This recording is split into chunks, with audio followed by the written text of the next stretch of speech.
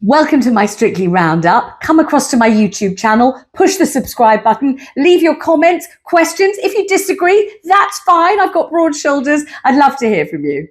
We're devastated to see Montel leave. Lots of people felt that she was set up this week, that when the production wants you out, you're out. Now, Montel had a history of being in the dance-off. Did she deserve it? Absolutely not. She's an Olympian. She's an athlete. She took to dancing so beautifully and with joy and with euphoria and with such oomph. Did she deserve to be in any of the dance-offs? Absolutely not. Does she deserve to still be in Strictly and be in the final? Of course she does.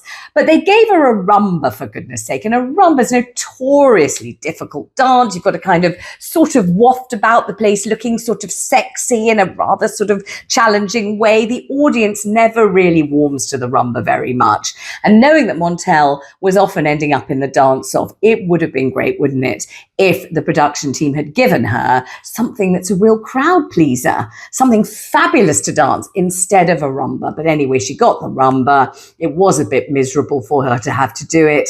And I think quite a lot of people, and I am among them, felt that it was a damn shame that they gave Montell that dance, because some people have called it the dance of death. You know, get that rumba. Vanessa, Pete finished bottom of the Strictly scoreboard this week. How did that go down in the Feltz Towers? I thought the days of watching Pete Wicks on Strictly were over. I mean, it is absolutely true to say that he made really the only mistakes all night. I mean, I adore Pete Wicks. I love watching him dance. But when he made those missteps, I thought, oh no. I mean, how can he survive another week? You know, he's really the only one, because obviously in the quarterfinal, we're at a peak of proper excellence where the dancers are all incredibly talented. And Pete Wicks made a few sort of fumble-footed stumbles and he looked really upset with himself. And Uwita Pritzel was comforting him. And I just thought, oh no, it's going to be adieu, farewell, sayonara, Pete Wicks. We loved watching you, but we're never going to see you dance again.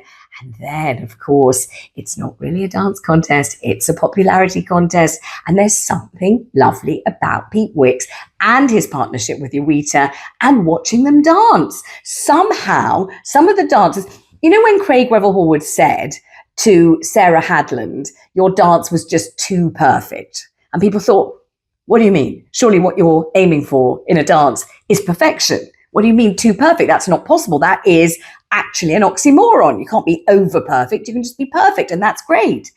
Well, somehow when you watch Pete and Uwita dance, you realize what too perfect means. They're not too perfect. They are flawed. He does make mistakes. It isn't absolutely on point, but somehow that little crack in the perfection, that little sort of glimpse through the facade makes it more watchable, not less watchable. There's just something delightful and enchanting about it. It's just emotionally vulnerable and incredibly attractive. And guess what? They're still there. Pete Wicks is still there, and he goes on to dance in the semi-final. And I, for one, am absolutely delighted. Tasha and Aliash ended up in the dance-off. Why?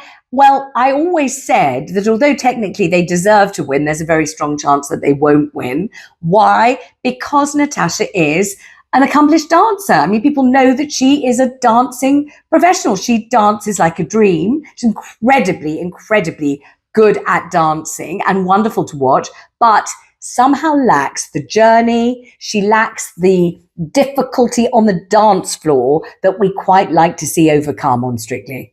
And the other great joy is that Chris McCausland is going to survive to dance another week. I mean, his quick step with Diane Buswell was just tremendous. It was absolutely extraordinary. It was life affirming. It oozed vavavoom. He was right on point. He is a damn good dancer. And who doesn't want to see him carry that Strictly glitter ball home? I mean, I'd like to witness that very much indeed. I'm so glad he's still there. Well, let me let you in to the secrets behind the Strictly pay packets. I only know what was going on when I did the show in 2013, but this is how it goes. If you do Strictly, you get paid what's called favored nations. That means, unlike I'm a Celebrity, where the most famous celebs get much, much more than the least well-known celebs. So, for example, Colleen Rooney this year is said to have got the most money. The people that we've heard of least will get much, much less than her. On Strictly, everyone gets paid the same. It's called favored nations. So everyone gets a flat fee, which is quite interesting because if you go out the first week, you don't have to do any work until you appear again in the very, very, very distant final, months away, but you still get the same flat fee as everybody else who's pounding the floor, dancing, practicing, rehearsing, sometimes up to 14 hours a day. So it's a flat fee payable to everybody, exactly the same until the semi-final. And if you get into the semi-final, you get a substantial thwack of money. When I did it, you got 50% of the money again if you got into the semi-final. And if you get into the final, you get another big, considerable thwack of money. So if you manage to get to the semi-final and the final, you get double the favored nation's flat fee. So it's well worth it financially, my goodness, to stay into the semi-final and make it right through to the final. And then if you do the tour, you get another big tranche of money again. So it can be a quite lavishly remunerated show to do, but only if you stay the course all the way through, which of course I certainly did not. Vanessa, how do they approach you when they want you to join the show? What I've heard about how you get to join Strictly is lots of people approach Strictly. So they have an agent or they have a friend or they have some kind of spokesperson who rings Strictly and tries to contact the bookers and say, will you please book such and such? Have you thought of so-and-so? Have you considered so-and-so in this boy band, in this girl band, on this soap, in this quiz show, in this game show? Why don't you book them? And what I've heard is that Strictly are very, very snooty boots about that kind of thing. They don't like it. They don't just say to someone's agent, oh yeah, haven't thought of such and such from that regional news program. I think, yes, what a good idea. We will book them. Not at all. They don't like it. What they like to do is put out feelers themselves. What they like to do is have meetings where they incubate suggestions. Who would be right for Strictly? What would be the balance? I know that when it came to me, they just phoned me on my mobile phone. There's no agent involved whatsoever. I just got a call. In fact, I think I was on the beach in Mallorca or something, minding my own business, putting a bit of Ambre Solaire on the end of my nose when I got this call. Hello, it's Strictly. Would you like to do it? And my first thought was, oh my God, no, absolutely not. And of course, I wasn't on my own. My family were there. And then in the end, you think, well, my God, it's an absolute honor. And also, how could I live an entire life and feel I hadn't given it a whirl? But do not approach Strictly saying, what about me? What about me? You do that at your peril.